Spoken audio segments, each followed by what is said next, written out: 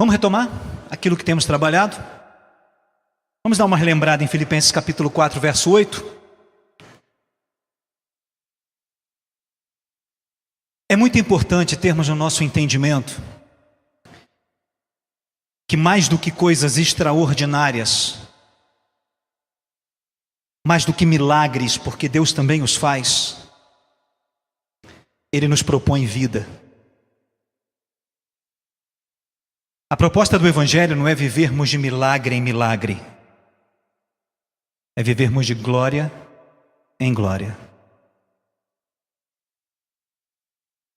É a maneira como somos chamados a viver.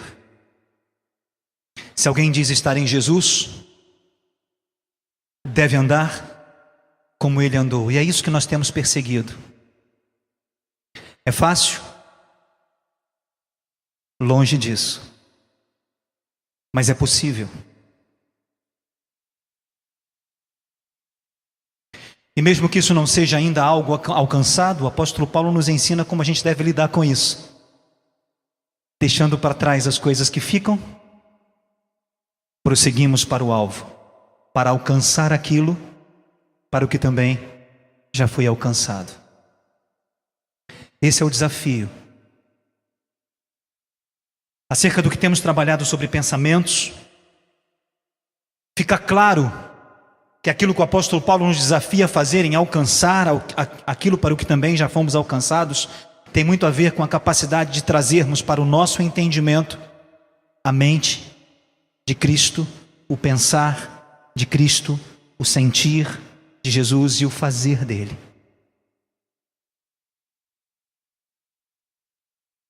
Isso não se opera por milagre, se opera por processo, por experiência de vida. Amém? Então o apóstolo Paulo vai dizer o que deve ocupar o nosso pensamento. Ao invés dos padrões de fortalezas espirituais, ao invés dos padrões de logismos, certo? Das ideologias, ao invés dos padrões de orgulho, de soberba, o que deve ocupar o nosso coração é aquilo que ele apresenta nesse texto de Filipenses 4:8.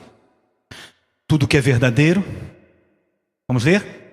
Tudo que é honesto, tudo que é justo, tudo que é puro, tudo que é amável, tudo que é de boa fama, se há alguma virtude, se há algum louvor, isso deve ocupar o vosso pensamento. Trabalhamos cada um desses pontos nos últimos 2 domingos, que implica ser justo, verdadeiro, que implica ser honesto, que é ser de boa fama. Mas o que me chama a atenção é que o apóstolo Paulo não conclui a ideia sobre viver estas coisas no verso 8. Ele avança para o verso 9. Vamos então dar uma olhadinha no verso 9?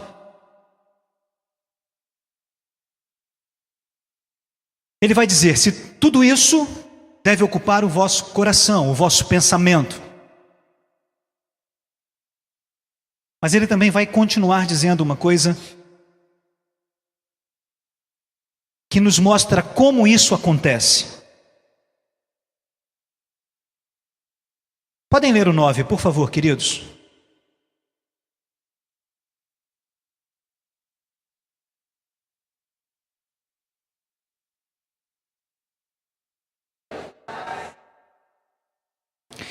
Primeiro ele diz o que deve ocupar o nosso pensamento.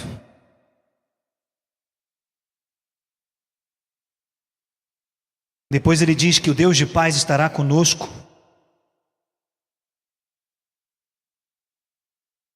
Se nós fizermos o que aprendemos, recebemos, ouvimos e vimos nele. Interessante, né?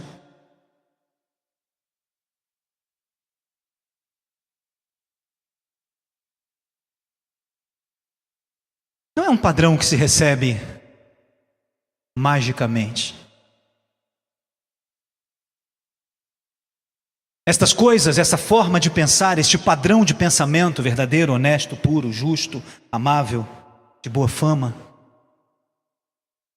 Isso acontece à medida em que a gente vive, a gente aplica, a gente funciona nos nossos relacionamentos e em tudo que diz respeito à nossa vida. A palavra utilizada pelo apóstolo Paulo, que de mim aprendeste, tem uma característica interessante. O termo específico significa aprender pela experiência, aprender pela repetição, aprender a partir do momento que aquilo se torna um hábito. Não é aprender algo como uma informação intelectual, não é aprender algo como algo cognitivo, uma informação. Ele não está falando de informações. Como o professor ensina um aluno, não é apenas uma informação, é uma vivência. É aquilo que o aluno vai aprender, vai usar em muitas outras situações, pôr em prática em cada situação específica. Quando o apóstolo Paulo diz, o que de mim aprendeste, ele está dizendo que a gente deve entender que estas coisas que ele nos propõe, que são vistas nele, precisam fazer parte da nossa forma de agir. E a única maneira de fazer acontecer é fazer acontecer. Como que se aprende a andar de bicicleta? Andando de bicicleta. Eu lembro que alguns anos atrás eu fiquei encantado, fiquei pressionado com um filme chamado Matrix. Lembram? Os caras estavam conectados lá num programa de computador gigantesco e tudo era programado automaticamente. Os módulos de combate, as capacidades de uso de armas, tudo aquilo era...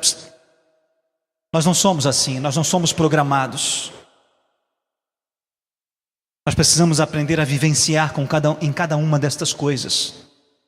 Nós precisamos aprender a utilizar estas coisas. Precisamos aprender a nos habituar, a nos mover nestas coisas, a utilizarmos estas coisas nos momentos em que elas são necessárias. Esse é o Evangelho de Jesus. É um Evangelho que muda não só a nossa maneira de pensar, mas uma maneira de pensar que se reflete na nossa maneira de viver. Como nos relacionamos com as coisas. E como usamos estas coisas para transformar as situações. Está claro?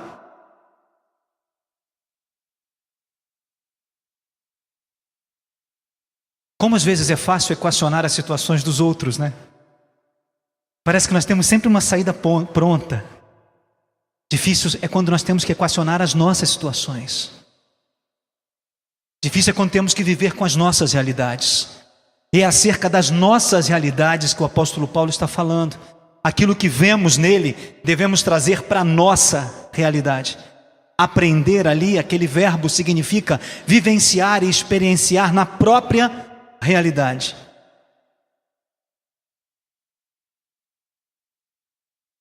Não é algo instantâneo, não é algo automático,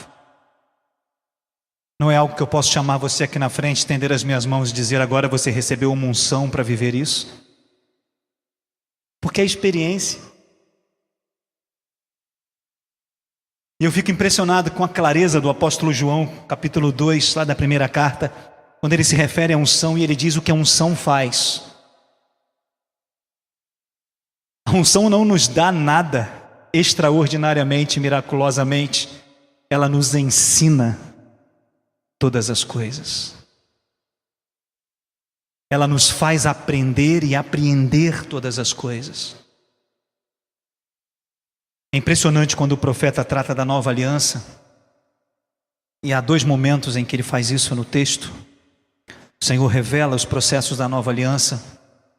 Em um deles o profeta diz: e não ensinará mais ninguém ao seu irmão dizendo, conheçamos o Senhor. Ele diz, porque todos me conhecerão, do menor ao maior deles, do mais novo ao mais idoso.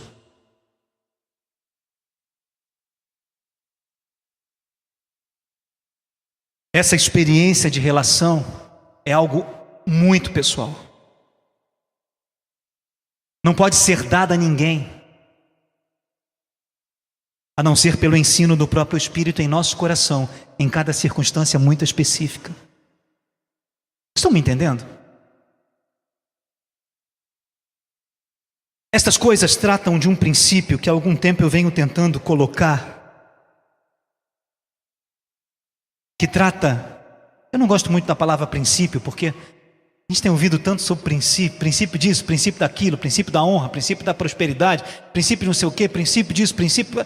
Parece que você ouve lá 10 princípios, aí você segue os princípios e tudo automaticamente vai acontecer. Princípios são apenas nortes, são apenas direções, marcos. Se você não fizer o caminho, você não chega lá. Os princípios não estão prontos, você precisa vivê-los. É apenas um marco, é apenas uma direção para você prosseguir. E é impressionante como esse tomar as coisas de Deus em verdade, no que é verdadeiro, no que é puro, no que é justo, no que é honesto, no que é de boa fama, tem a ver com duas situações muito específicas, meus valores e minhas prioridades.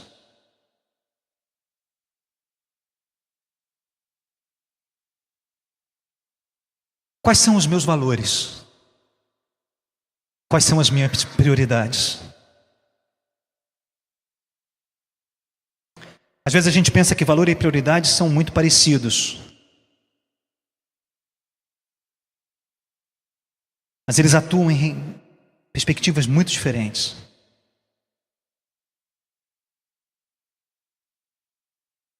Valores é aquilo que tem significado para mim. Valor é aquilo que eu prezo. Valor é aquilo que eu quero bem. Valor é aquilo com que eu me importo.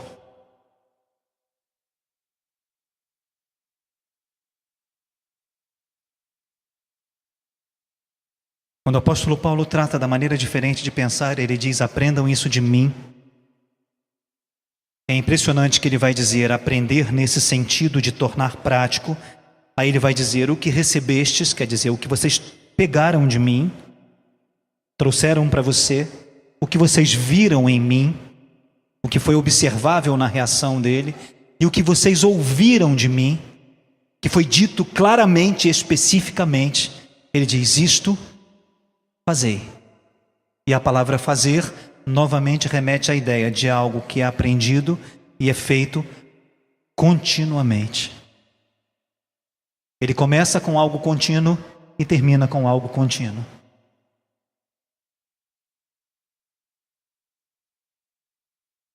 Aprender por hábito, por atitude, por ação, aprender enquanto faz. Ele diz: e faça. O que vocês aprenderam, receberam, viram e ouviram, tornem isso prática.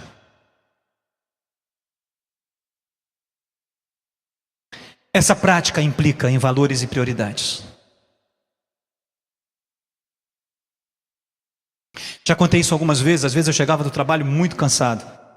Comecei a trabalhar já praticamente o dia inteiro, estudar à noite, com 13 para 14 anos.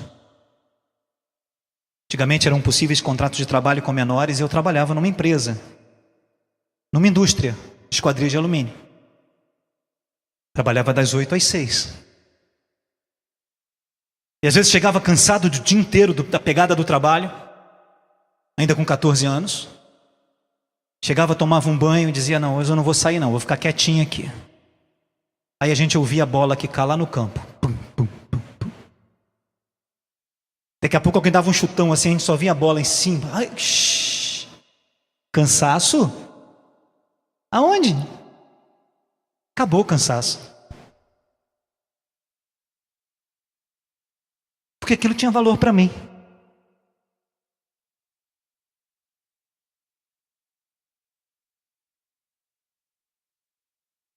Os meus valores determinam o que é importante para que eu faça.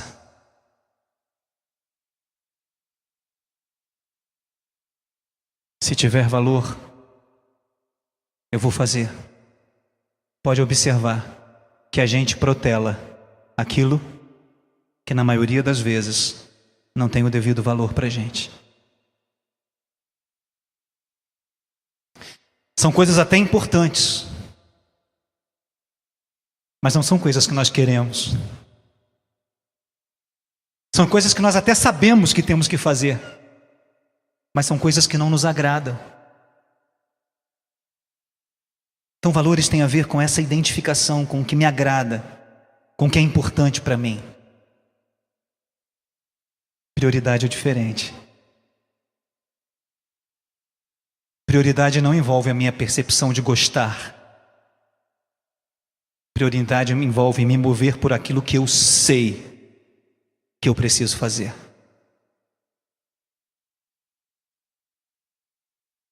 E é isso que me fazia levantar toda manhã para trabalhar. Eu gostaria de não ter que trabalhar, mas precisava da provisão. Então era a minha prioridade, porque senão não tinha como. Dá para entender valor e prioridade? Valor eu posso me dar ao luxo de dizer eu gosto, eu não gosto, isso eu curto, isso eu não curto, isso é legal, isso não é legal, as coisas que são mais legais me envolvem mais. Prioridade não. Ou eu faço e tenho, ou eu não faço e não tenho. Então o que tem a ver com o que eu sinto? Nada.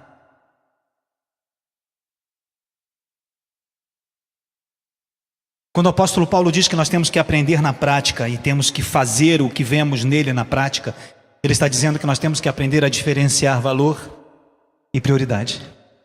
Tem coisas que nós podemos nos dar ao luxo e ao prazer de fazer porque amamos fazer.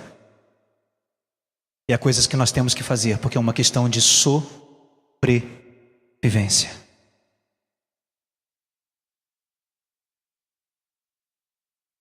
O que eu estou tentando dizer com isso? Que existem coisas no reino e na nossa relação com Jesus que não vão depender dos nossos sentimentos, vão depender da nossa percepção de o quanto isso é imprescindível para que eu viva nele. E eu nem preciso gostar, mas eu preciso fazer.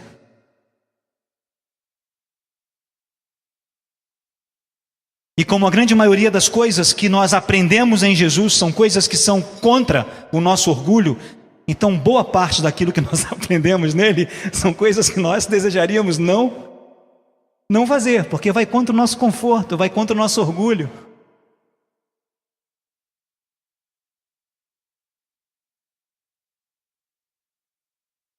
Mas são coisas que determinam quem nós somos. E são coisas que determinam a nossa sobrevivência espiritual. Vocês não estão entendendo o que eu quero dizer? Está claro? Está dando para entender o paralelo? Tem ou não tem coisas na vida que a gente faz porque gosta? A gente escolhe fazer. A gente faz com uma alegria terrível.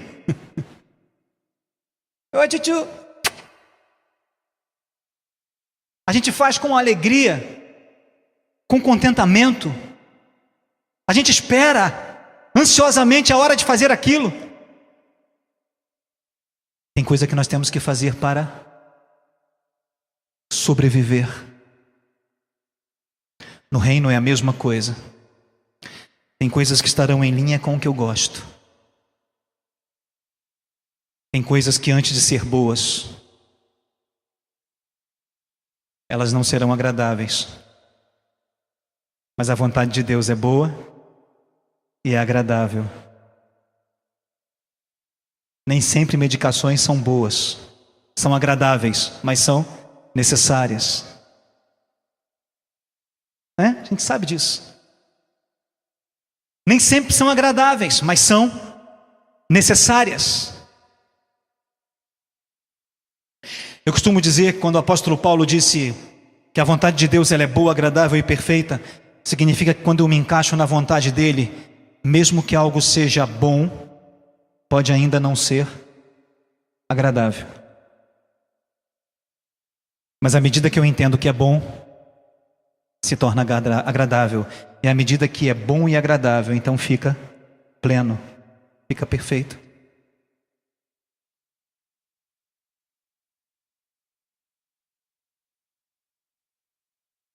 Exatamente. Tem coisas que trazem imenso prazer.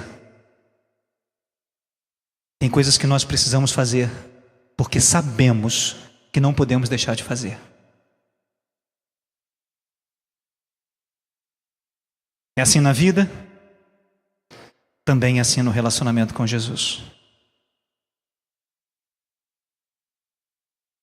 Quando eu cedo aos valores e abro mão da prioridade, eu digo, só faço aquilo que eu gosto, eu incorro no risco de não sobreviver.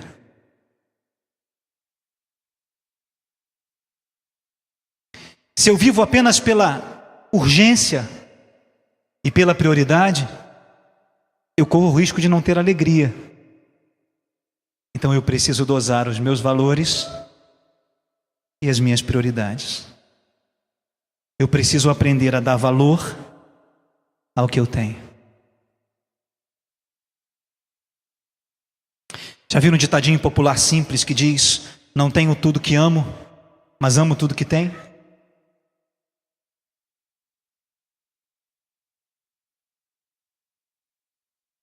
Esse é um bom ditado para começar.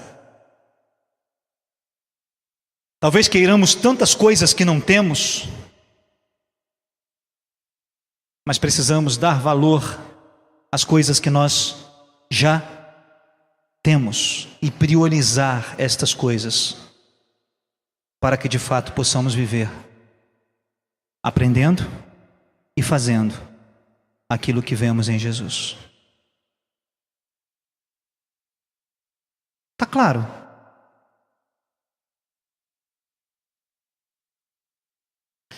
Às vezes nós temos a tendência de viver pelas frustrações do que não foi. Esquecemos de agradecer as tantas outras que nós temos. Já ouviram falar da síndrome do meio da escada? A síndrome do meio da escada é quando você está subindo uma escada muito grande, que você olha tantos degraus para subir, que você esquece de agradecer os tantos degraus que você já subiu. Então, quando alguma coisa não dá certo, a escada tem 200 degraus, você já subiu 100.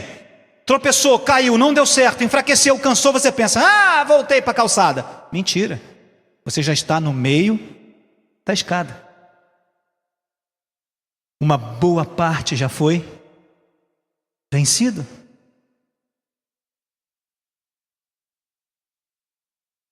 Eriel está aqui e não me deixa mentir. Às vezes a gente está no treino lá do Muay Thai, a gente está nos... não dá para fazer nenhum movimento mais. A gente não aguenta mais se movimentar. E aí o mestre, ou quem está treinando com a gente, vai lá, mais um, vamos, de novo. E você vai fazendo, e você não acredita que você fez mais 8, 10 movimentos depois de saber que você não conseguiria mais conscientemente e por si mesmo chegar ali. É isso que o Espírito Santo faz com a gente. A gente vai chegando no nosso limite, nas nossas inquietações, a gente vai vendo, dá uma sensação de parar, dá uma sensação de frustração porque não acabou. E o Espírito começa a provocar a gente, vamos lá, vai sim, mais um passo, mais um movimento, mais uma vez, de novo, e a gente vai tomando fôlego. Eu confesso a vocês que eu já parei no meio de exercício assim, faltando 10, 15 movimentos e não vou chegar. E eu parava, dava as costas para o professor, ou dava as costas para o Erielso, e vem cá, vamos lá, vamos continuar, mais um, e a gente ia tirando da onde não tinha.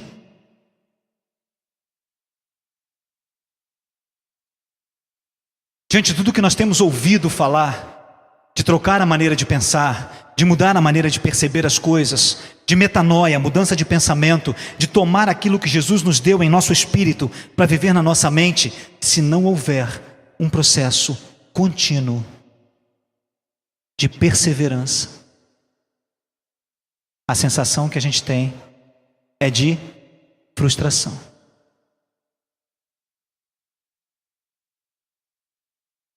E não venha me dizer que perdido por 10 é a mesma coisa que perder por 1. Não é. A gente costuma dizer, perdido por 1, perdido por 10. Não, perder por 10 é uma coisa, perder de 1 é outra coisa. Os 7-1 do Brasil estão entalados aqui até hoje. Ninguém vai dizer que lembra dos 7-1 e diz, ai que alegria. Se tivesse perdido de 1-0, qual seria o drama? Se tivesse perdido 2-1, qual seria o drama? Se eles tivessem feito 7, nós 6, qual seria o drama? Nenhum. O problema é que foi 7-1. Então nós precisamos começar a entender isso. O meio da escada não significa que já chegamos, mas também não significa que já não conseguimos algumas coisas. E é nisso que o Espírito nos consola. É nisso que temos que aprender a dar valor nas prioridades. E prosseguir. E caminhar. E insistir. Para alcançar aquilo para o que também já fomos alcançados. Ele nos deu. Precisamos perseverar nisso.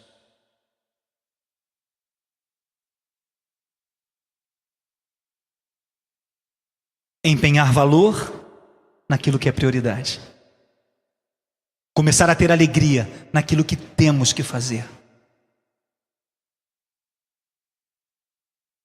E começar a dar sentido ainda maior para aquilo que nos alegra, para aquilo que nos agrada.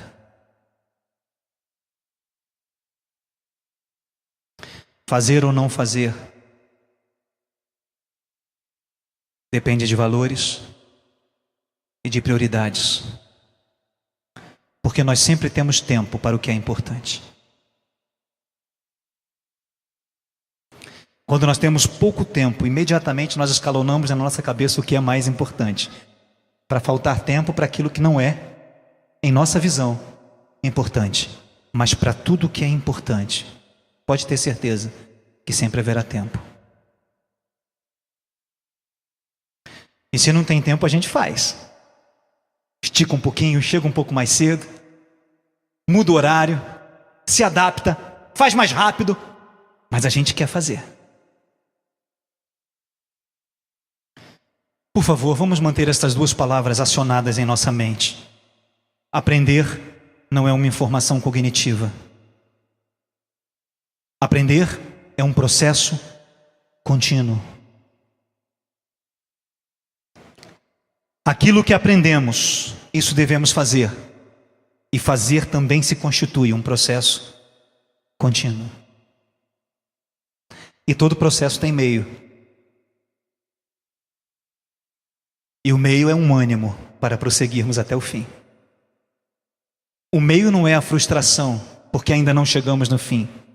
O meio é o ânimo para prosseguirmos até o fim.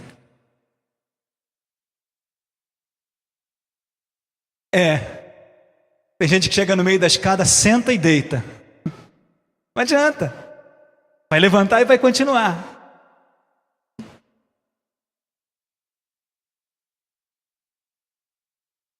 Estamos no meio? Que bom. Já caminhamos alguma coisa. Está bom? Não. Vamos prosseguir. Já temos algumas coisas? Vamos dar valor a isso que já temos. Precisamos ter outras? Vamos priorizar o que ainda não temos. E equilibrar valor e prioridade.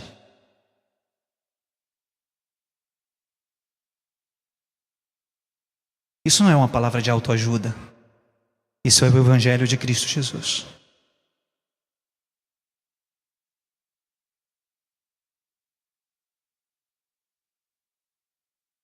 Este é o Evangelho de Cristo Jesus. O apóstolo Paulo diz: não cheguei à perfeição. Ainda não estou lá. Ele diz: mas uma coisa eu vou fazendo, deixando para trás as coisas que ficam, me movimento para frente. Uma vez eu falei isso para vocês, eu acho que 2 ou 3 vezes aqui ilustrei isso. Quando você deixa algo pesado para trás, você só se distancia disso quando você se movimenta. Então a única forma de deixar para trás as coisas que ficam é se você se movimenta. Se você prossegue, e as coisas ficam. Se você fica parado, você fica junto com as coisas que ficaram. Tem que se mover. Se eu pego uma mochila muito pesada e coloco aqui no chão, a única maneira de eu me distanciar dela é se eu me movimentar para longe dela. Se eu atiro do meu ombro, coloco aqui e fico parado, ela continua perto. Para deixar para trás é preciso que eu me movimente. E me movimentar não é algo nem instantâneo e nem imediato. É processo. Dia a dia. Aprendendo na prática e fazendo na prática. Errou? Vamos tentar outra vez. Acertamos 5, erramos 3? Bom. Vamos trabalhar nas 2 que a gente errou. As outras 3 a gente já aprendeu como faz. Cada crise, cada dificuldade, cada limitação é uma possibilidade de aprender.